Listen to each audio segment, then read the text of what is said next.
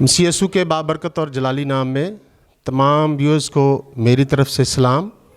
میرا نام پادری نیر رحمت ہے اور میں خدائے سالوس کا شکر گزار ہوں کہ خدا نے آج مجھے موقع بخشا ہے کہ میں خدا کے کلام کو جس طرح کہ ہمارا لینٹ کا سیزن ہے تو خدا کے کلام کو آپ کے ساتھ میں شیئر کر سکوں۔ میں ایڈم نیوز کی ساری ٹیم کا بھی شکر گزار ہوں جن کے وسیلے سے، جن کی کاوش سے خدا کا کلام آپ تک پہنچنے کو ہے۔ ہمارا آج کا مضمون جو ہے وہ ہے یسوع المسیح کامل کفارہ۔ تو اس کے لیے بائبل مقدس میں سے دو آیات کو ہم دیکھیں گے۔ عہد عتیق کی آیت جو ہے وہ اخبار کی کتاب میں سے ہے، 16واں باب ہے اور 33 سے 34ویں آیت۔ کلام میں لکھا ہے، وہ مقدس کے لیے کفارہ دے اور خیمہ اجتماع اور مذبح کے لیے کفارہ دے اور کاہنوں اور جماعت کے سب لوگوں کے لیے کفارہ دے۔ یہ تمہارے لیے ایک دائمی قانون ہو کہ تم بنی اسرائیل کے واسطے سال میں ایک دفعہ ان کے سب گناہوں کا کفارہ دو۔ اسی طرح عہد جدید میں سے عبرانیوں کے نام خط اور اس کا 9واں باب اور 11 سے 14 تک آیات۔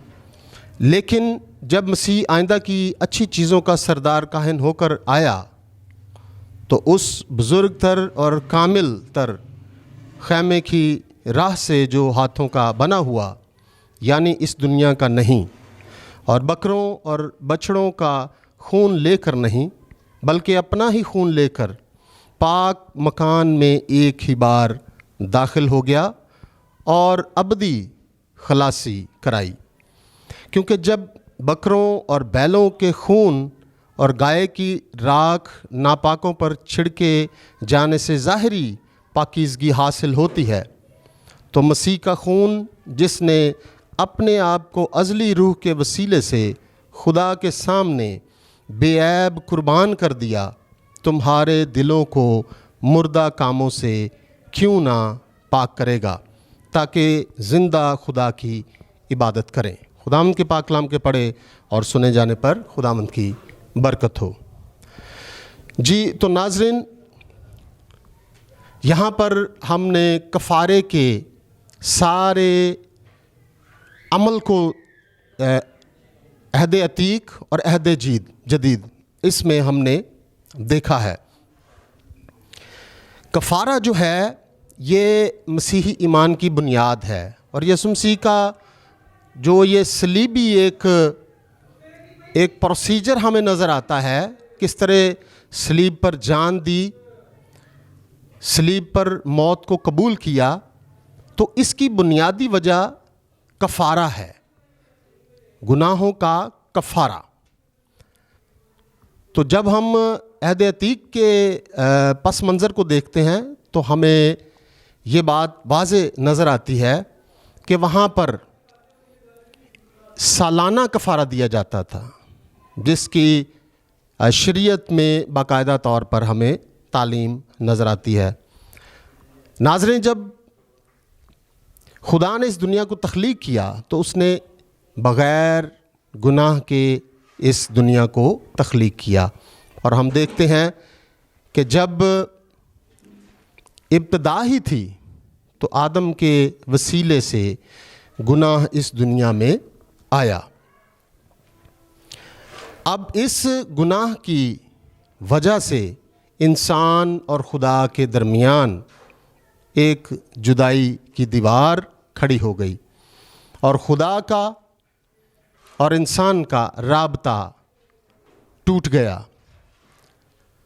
خالق اور مخلوق کا رابطہ ختم ہو گیا، اور جو خدا کا ازلی مقصد تھا جو اس کا پلان تھا وہ گناہ کی وجہ سے خراب ہو گیا، لیکن خدا نے اس مقصد کی تکمیل کے لیے انسان کے لیے کفارے کا انتظام کیا، اور خدا نے شروع میں بنی اسرائیل کو سالانہ کفارہ دیا جو کہ ایک عارضی کفارہ تصور کیا جاتا ہے، لیکن یہی عارضی کفارہ آگے چل کر ایک مستقل کفارے کی شکل اختیار کرنے کو تھا۔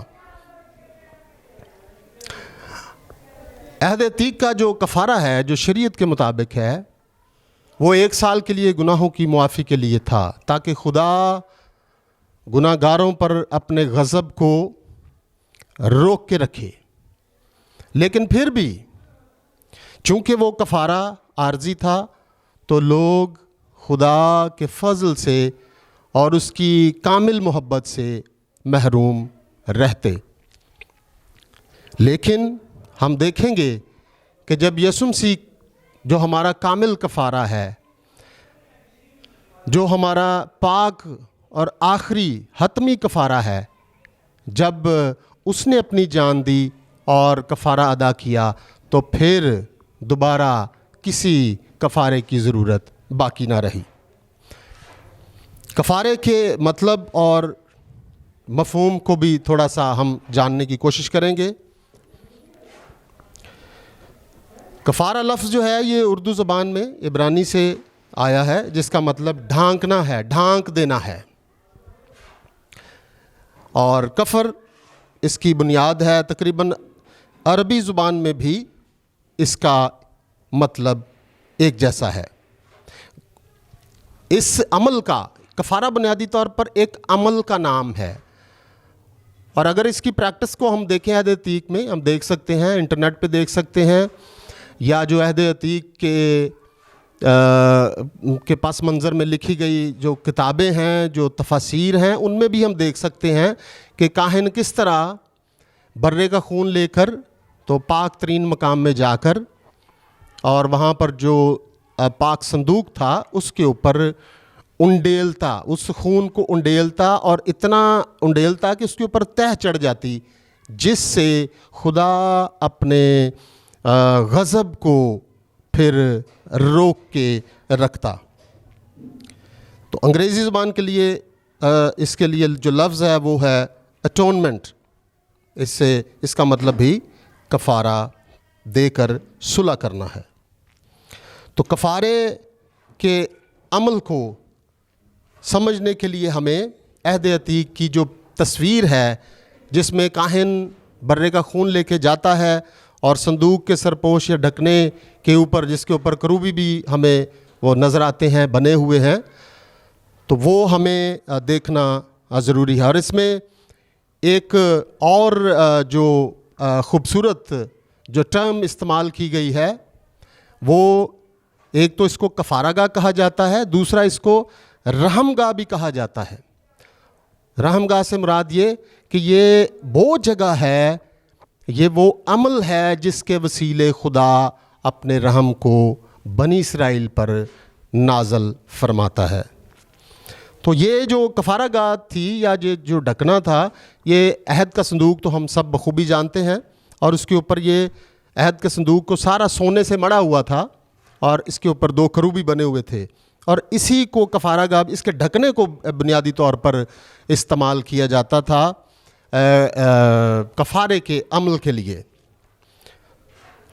عبرانی کپورت اور عربی کفارہ مطلب ڈھانکنا ہے، اور اس کے لیے لفظ جو ہے سرپوش استعمال ہوا ہے، رحم گاہ بھی اور کفارہ گاہ بھی استعمال ہوا ہے۔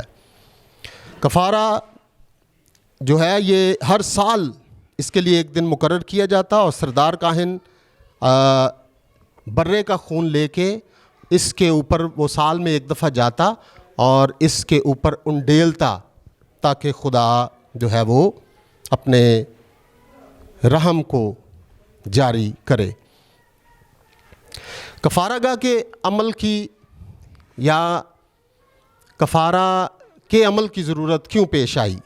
اس کی وجہ گناہ کی عالمگیریت اور انسان کی گناہ کے سامنے بے بسی اور ناکامی ہے، کیونکہ مختلف طریقوں سے نہ صرف بنی اسرائیل بلکہ پوری دنیا کی قومیں جو ہیں وہ اپنے اپنے طریقوں سے اپنے گناہوں کی معافی کے لیے مختلف قربانیاں چڑھاتے، تدابیر کرتے اور کافی منتیں چڑھاتے، لیکن ہم دیکھتے ہیں کہ کوئی بھی طریقہ کارگر ثابت نہ ہوا۔ لہٰذا یہ ضروری تھا کہ خدا کی طرف سے گناہ اور اس کی سزا کے لیے کفارے کا ایک ایسا انتظام کیا جائے جو کہ حتمی ہو، جو کہ کامل ہو اور مستقل ہو، تاکہ پھر دوبارہ سے کفارے کی ضرورت نہ پڑے۔ اس کا ایک اور جو زاویہ ہے جو عہد عتیق میں ہے، جس کو ہم کفارہ کے عمل کو اچھی طرح سمجھ سکتے ہیں، وہ یہ ہے کہ بنی اسرائیل کو حکم تھا کہ وہ 2 بکروں کو لیں اور ان کو جو ہے وہ بیابان میں چھوڑیں۔ تو ایک جو ہے وہ بکرا یا برا جو ہوتا تھا، یہ ان کو عزازیل کا نام دیا جاتا تھا، اور اس بکرے کو جو ہے وہ چھوڑ دیا جاتا تھا۔ دونوں جو یہ بکرے ہوتے تھے، ایک کا خون لیا جاتا اور دوسرے کو چھوڑ دیا جاتا۔ ان دونوں کو سردار کاہن جو ہے وہ مخصوص کرتا تھا۔ اب جو چھوڑا جاتا تھا وہ کیا کرتا تھا کہ اس کو بیابان کے جانور اور ہر طرح کے جو جنگلی جانور ہیں یا حالات اس کو جو ہیں وہ ہلاک کرتے، اور دوسرا جو بکرا یا برا ہوتا اس کے لہو کو لے کر پاک ترین مقام میں چھڑکا جاتا۔ اب یہ تو تصویر ہو گئی عہد عتیق کی۔ اب ہم عہد جدید میں دیکھیں گے۔ عہد جدید کا ہمارا کفارہ یسوع مسیح کے وسیلے سے ہوا۔ وہ ایسا برہ ہے جو کہ اس دنیا کا نہیں ہے، بلکہ وہ برہ آسمانی برہ ہے۔ وہ پاک ہے اور اس کا خون پاک ہے اور اس کا کفارہ مکمل اور مستقل ہے، اور اس کے کفارے میں کوئی داغ اور دھبا نہیں ہے۔ کفارے کا جو حاصل جو ہمیں نظر آتا ہے، جو ہمیں اس کا نتیجہ یا اس کے جو فضائل ہمیں نظر آتے ہیں عہد جدید میں، ان کو ہم کچھ دیر کے لیے دیکھیں گے۔ پہلا ہے کہ یسوع مسیح کے کفارے کے وسیلے ہمیشہ کے لیے فضل کا اجرا ہوتا ہے۔ غلطیوں پہلے باب کی 15ویں آیت میں، لیکن جس خدا نے مجھے میری ماں کے پیٹ ہی سے مخصوص کر لیا اور اپنے فضل سے بلا لیا جب اس کی یہ مرضی ہوئی۔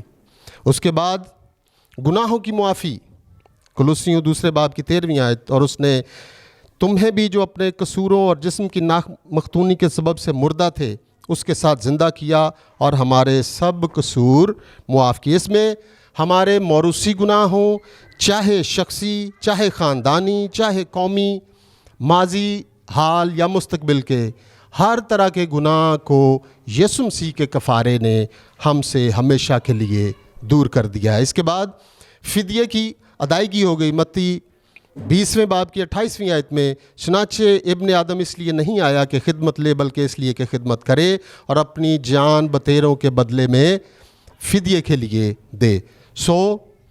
یہ چند چیزیں، جو چند برکتیں ہیں جو ہمیشہ ہمارے ساتھ رہیں گی، یہ ہمیں یسوع مسیح کے کفارے کے وسیلے سے ملی ہیں۔ اور سب سے بڑی بات، خدا باپ سے صلح، ہمیشہ کی زندگی ایماندار کو ہمیشہ کے لیے مل گئی ہے۔ خداوند اس کلام کے وسیلے آپ کو برکت دے۔ God bless you all.